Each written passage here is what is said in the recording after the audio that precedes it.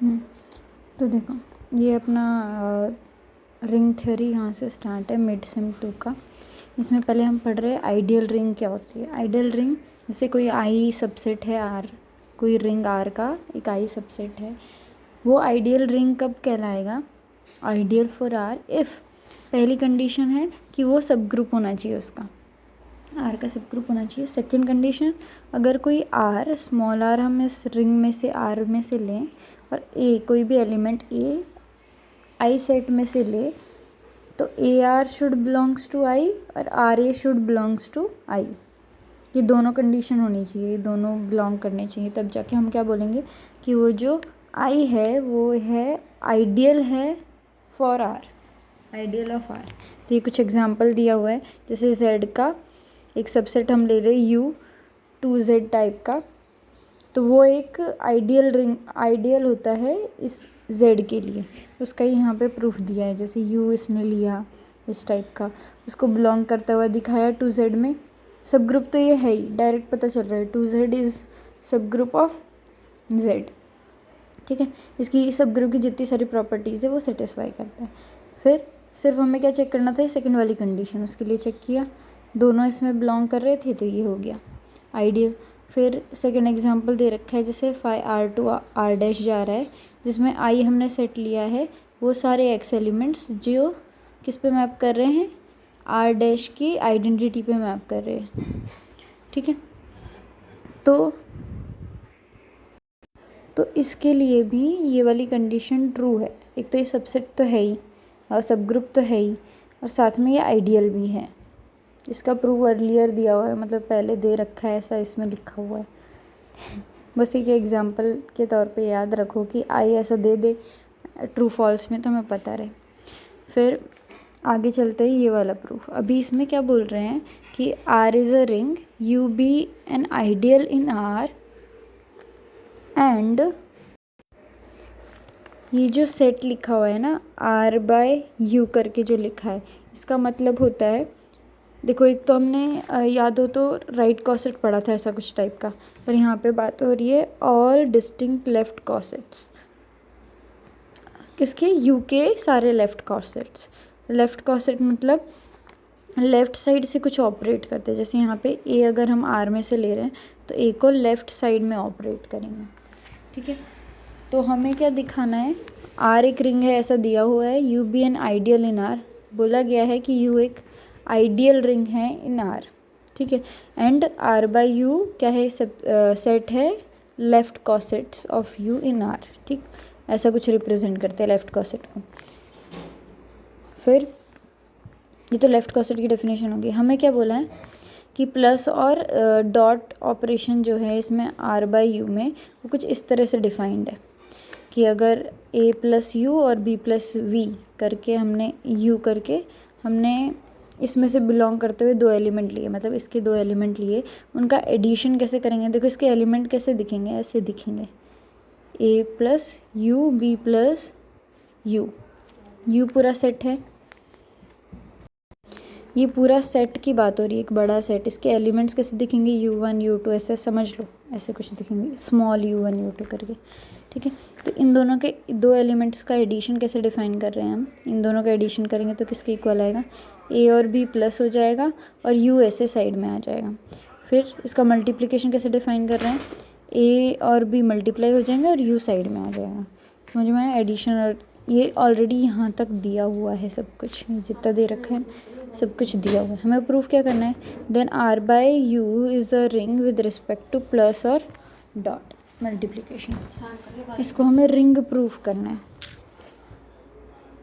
अभी रिंग के लिए हमें क्या चीज़ें चाहिए, ये सारी प्रॉपर्टीज़ चाहिए थी रिंग के लिए। पहले तो ये बिलोंग करना चाहिए, फिर एसोसिएटिव होना चाहिए, फिर एक आइडेंटिटी एलिमेंट ज़ीरो होना चाहिए, प्लस ऑपरेशन की बात कर रहे हैं, फिर एक इन्वर्स एग्जिस्ट करना चाहिए, प्लस में कम्यूटेटिव होना चाहिए, फिर मल्टीप्लिकेशन की ये तीन properties, closure, associativity and distributive, तो ये सारी चीज़ें हैं। ठीक है, तो अभी चलते हैं वापस, अभी हमें इसमें क्या क्या चीज़ें करनी है। देखो अभी फर्स्ट इन्होंने क्या किया है, ये तो वही चीज़ें लिख दी गिवन जो भी दिया हुआ था। फर्स्ट क्लेम किया है कि प्लस और डॉट आर वेल डिफाइंड, मतलब जो भी इन्होंने यहाँ पे दिए हुए हैं ना ऑपरेशन प्लस और मल्टीप्लिकेशन के, वो क्या है, वेल डिफाइंड है। जैसे होमोमॉर्फिज्म के लिए हम चेक करते थे ना कि ये जो मैपिंग है वो डिफाइंड है कि नहीं है, जैसे R2 R' है, तो हम ये डिफाइंड है कि नहीं वो चेक करते थे ना कि हर एक एलिमेंट इसी में बिलोंग कर रहा है कि नहीं। सेम इस चीज़ में भी वही हम चेक करते हैं कि प्लस और मल्टीप्लिकेशन डिफाइंड है कि नहीं। मतलब ये फालतू का काम है वैसे तो, पर करना पड़ेगा। तो हम इसमें 4 एलिमेंट्स लेते हैं, किस में से, R/U सेट में से, इसमें से। तो पहला एलिमेंट A+U, दूसरा B+U, तीसरा C+U, D+U, ऐसे करके 4 एलिमेंट ले लिए, ठीक है। अभी इसमें विद कंडीशन, इसके साथ भी कंडीशन रखी है। अब देखो ये प्रूफ करना है ना, तो ऐसे समझ लो कि ये काम कैसे कर रहा है, काम सही से, कोई भी मोटर अगर हम लेके आते हैं, कोई मशीन लेके आते हैं, वो काम कैसे कर रही है वो चेक करने के लिए हम ट्राई तो करेंगे, कुछ चीज़ उसमें डालेंगे। जैसे आटा गूंदने की ला रहे हैं, तो आटा गूंद के एक बार डाल के ट्राई तो करेंगे। सेम ये प्लस और डॉट सही से काम कर रहे हैं कि नहीं, वो चेक करने के लिए हमें इनके ऊपर कुछ ऑपरेशन भी लगाना पड़ेगा। उसी के लगाने के लिए हमने 4 एलिमेंट लिए, उसमें कंडीशन लगाई है A+U किसके इक्वल है, C+U। सेम B+U किसके इक्वल है, D+U। यहाँ तक ठीक है। अब देखो, अभी ये दोनों चीज़ इक्वल थी, इसी से हम क्या लिख पाएंगे, देखो ये पूरा U सेट था, ठीक है। तो A को हम कैसे रिप्रेजेंट कर सकते हैं, एज दिस C+U1। यहाँ से सिर्फ इतना याद रखो कि ऐसे करने के बाद हमें ऐसा लिखना है। फिर B+U के बाद हमें B को कुछ इस टर्म्स में लिख देना है। यहाँ तक ठीक है। A और B को ऐसे करके टर्म्स में हमने लिख दिया। उसके बाद हम क्या करेंगे, एक बार A+B प्लस ऑपरेशन लगाएंगे, एक बार मल्टीप्लिकेशन वाला। तो एक बार प्लस ऑपरेशन लगाया, उसमें जो भी वैल्यूज़ आई वो लिख दी, और U1 और U3 आ रहा था, U1 और U2 आ रहा था, इन दोनों को प्लस करना था। ये दिख रहा है, 2 टर्म्स U1 और U2 थे। अब ये दोनों कहाँ से आ रहे हैं, U1 और U2 U में से आ रहे हैं, तो एक नया टर्म इन दोनों को प्लस करने के बाद U3 बनेगा, क्योंकि U भी एक ऑलरेडी ये आइडियल है R में, मतलब कि ये सबसेट है किसका, सब ग्रुप है किसका, R, मतलब ये सारी प्रॉपर्टी सेटिस्फाई करेगा एक ग्रुप की, तो प्लस भी सेटिस्फाई करेगा ना। कोई भी 2 एलिमेंट इसके इसी में बिलोंग करेंगे, उसका एडिशन, इसीलिए यहाँ पे लिखा है U3 भी इसमें बिलोंग करेगा। A+B को हम कैसे दिखा पाए, C+D+U3, यहाँ तक ठीक है। ऐसे ही सेम AB का करेंगे, A और इंटू मल्टीप्लिकेशन वाला, इन दोनों का किया तो हमें क्या मिला, ये चीज़। हमने क्या यूज़ किया है, distributive law in R use किया है इसमें, ठीक है। ये दोनों डन, यहाँ तक कोई भी दिक्कत। इतना डन होने के बाद हमको मेन मोटिव, यहाँ तक आने के बाद ना बस इसी से रिलेटेड सारी कहानी चलेगी। तो कैसे याद रखना है वो मैं बताती हूँ। जैसे AB निकाल लिया हमने, अब इससे रिलेटेड ये वाला टर्म और ये वाला टर्म, ये टर्म हम दिखाएंगे कि ये बिलोंग करता है U में, समझ में आए, जस्ट ये दिखा रहे हैं।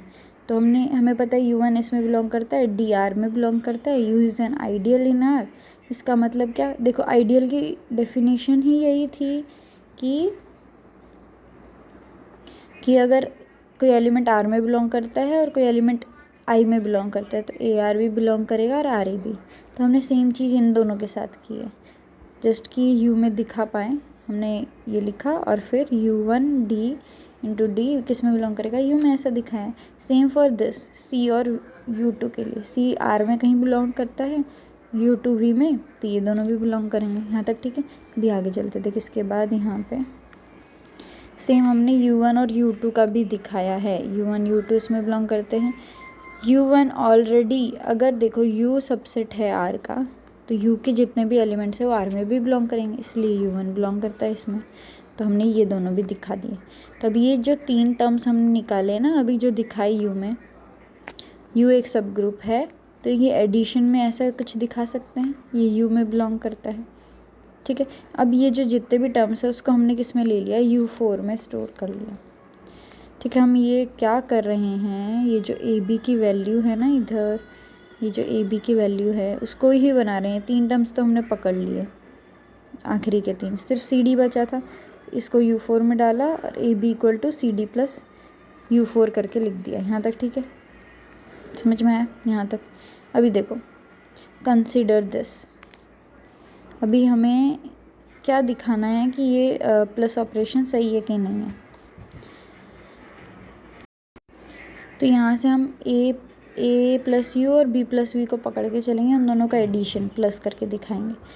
ये सारे स्टेप्स उसके नीचे वाले स्टेप्स हैं। तो ए प्लस बी का, ए प्लस यू का इसके साथ करेंगे। देखो ऑलरेडी यहाँ पे क्वेश्चन में ही दिया हुआ है, ये दिख रहा है, ये दिख रहा है। कोई भी यहाँ पे ए प्लस यू करके दे रखा है, बी प्लस यू, मतलब कोई भी टर्म यहाँ पे प्लस यू करके दे रखा है, फिर उसका किसी के साथ भी प्लस करो। यहाँ पे कुछ भी टर्म लिख रखी है तो हमें क्या मिलेगा, ये फर्स्ट टर्म प्लस ये सेकेंड टर्म, यहाँ पे मान लो बी लिखा हुआ है, प्लस यू, ऐसा करके दिएगा। समझ में आया? यू का ऑपरेशन प्लस वाला और प्रोडक्ट वाला, ये दोनों यूज़ करके ही हमने यहाँ पे इन दोनों का सम लिखा है, A plus B plus you. और अभी ए प्लस बी का तो हमने निकाला, जस्ट ए प्लस बी का क्या निकाला, ये दिख रहा है, ए प्लस बी की वैल्यू निकाली, C plus D plus U 3। इसी को यूज़ करके हमने यहाँ पे ए प्लस बी की जगह ये लिख दिया है, सी प्लस डी यू 3। अभी यही वापस से हमने ये वाला जो क्वेश्चन में दे रखा है इसको उल्टा यूज़ किया है। ये दिख रहा है, ये जो दे रखा है ना, इसी को उल्टा करके रखा है कि ए प्लस बी प्लस यू करके लिखा हो तो हम उसको ऐसे अलग अलग करके लिख सकते हैं, A plus U plus B plus U. उसी को यूज़ करके इन्होंने यहाँ पे इस चीज़ को अलग अलग करके लिख दिया। ठीक है, यहाँ तक डन। अभी उसको यूज़ नहीं किया, एक्चुअली ऐसे ही नॉर्मल ही लिख दिया है, ये तो चलता है। ठीक है, मेन यहाँ पे आया, ये दोनों अलग अलग करके लिखे थे तो इसको ऐसा C plus D plus U, अच्छा ये हो गया। फिर यू 3 जो है वो ऑलरेडी यू में बिलोंग करता है, तो यू 3 प्लस वी क्या, यू क्या हो जाएगा, वापस से यू बन जाएगा। समझ में आया? फिर इसको वापस से अलग करके लिख दिया। तो यही बस इसी से हमें दिखा दिया कि ये वेल डिफाइंड है, क्योंकि ए प्लस यू है वो सी प्लस यू के बराबर लिया था स्टार्टिंग में, और B plus U D plus U के, तो ऐसे करके इन्होंने वेल डिफाइंड दिखाया। पता नहीं क्या ही लोचे हैं।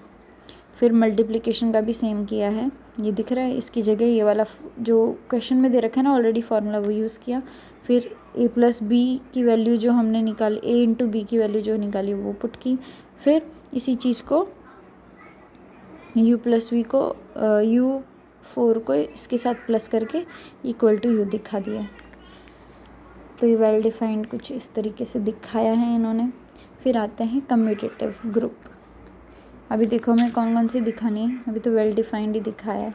अभी क्या चाहिए, ये चाहिए, एसोसिएटिविटी चाहिए, ज़ीरो एलिमेंट चाहिए, इन्वर्स चाहिए, फिर कम्यूटेटिव है कि नहीं वो चाहिए, ये चारों, ये सारी प्रॉपर्टीज़ प्लस की चाहिए, फिर प्रोडक्ट की चाहिए। तो अभी प्लस वाली कर लेते हैं। ठीक है, तो इसको क्लेम करके रखा है, मतलब इसको प्रूफ करते हैं, जो भी हम क्लेम करके लिखते हैं उसको बाद में प्रूफ करते हैं। तो अंडर प्लस के कम्यूटेटिव ग्रुप दिखाना है, मतलब वो फर्स्ट प्रॉपर्टी से लेके कम्यूटेटिव तक सारी प्रॉपर्टी। ठीक है, तो हमने 3 एलिमेंट लिए, ये वाला एक, इसमें से आर बाई यू में से, इसमें ए बी सी कहाँ बिलोंग करते हैं, आर में से। तो हमने पहले तो ये दिखाया, ये 2 टर्म्स को प्लस करते तो कैसा आ रहा है, ऐसा कुछ आ रहा है, जिसमें ए और बी भी बिलोंग करते हैं आर में। आर इज़ अ रिंग, इसका मतलब क्या, ए प्लस बी भी आर में बिलोंग करेगा। देखो कोई भी रिंग है, कोई भी चीज़ रिंग है, उसमें 2 एलिमेंट्स उसमें बिलोंग करते हैं आर में, तो ऑफ कोर्स है कि ए प्लस बी भी बिलोंग करेगा आर में। ठीक है, अब देखो ये टर्म है आर का, और ये यू तो ऑलरेडी है, तो ये आर में बिलोंग कर रहा है, और यू का कोई यू तो आर ही है, यू ही है, मतलब एलिमेंट ही है। तो हमने जैसा आइडियल वाले में पढ़ा था, उसमें क्या बता रहे थे कि अगर एक एलिमेंट आर में बिलोंग करता है और एक एलिमेंट यू का है, तो उन दोनों का जो भी ऑपरेशन लगेगा उन दोनों के बीच में, वो भी किस में बिलोंग करेगा, यू में बिलोंग करेगा। उसमें ही ये लिखा था ना, ये वाली प्रॉपर्टी, समझ में आ रही है? तो इसी को यूज़ करके हमने यहाँ पे लिखा है कि ये बिलोंग करेगा आर बाय यू में। समझ में आया? क्योंकि आर बाई यू की डेफिनेशन भी कुछ ऐसी ही थी, दिख रहा है ये ए प्लस यू, जिसमें ए किस में बिलोंग करता था, आर में। तो ए प्लस बी हमने दिखा दिया आर में बिलोंग करता है, तो ये जस्ट ए की जगह हमने क्या पुट कर दिया, ए प्लस बी। ठीक है, यहाँ तक डन। इसी चीज़ को हम एडिशन वाली प्रॉपर्टी यूज़ करके अलग अलग करके लिख सकते हैं। तो इसका मतलब क्या हो गया, 2 एलिमेंट्स हमने लिए थे ए प्लस यू और एक लिया था बी प्लस यू, दोनों ही किस में बिलोंग कर गए, आर बाई वी में। उन दोनों का सम, उन दोनों के बीच में प्लस वाला ऑपरेशन लगा के वो किस में बिलोंग कर गया, आर बाई यू में। इसका मतलब क्लोजर प्रॉपर्टी। क्लोजर प्रॉपर्टी के लिए हमें क्या दिखाना होता है, पहले 2 एलिमेंट उसमें से लेने होते हैं जिसको भी हमें क्लोजर प्रॉपर्टी दिखानी है। तो उसमें से 2 एलिमेंट लिए और लास्ट में उन दोनों का एडिशन, जो भी ऑपरेशन उसमें लगा वो उसी ग्रुप में बिलोंग कर जाए तो क्लोजर।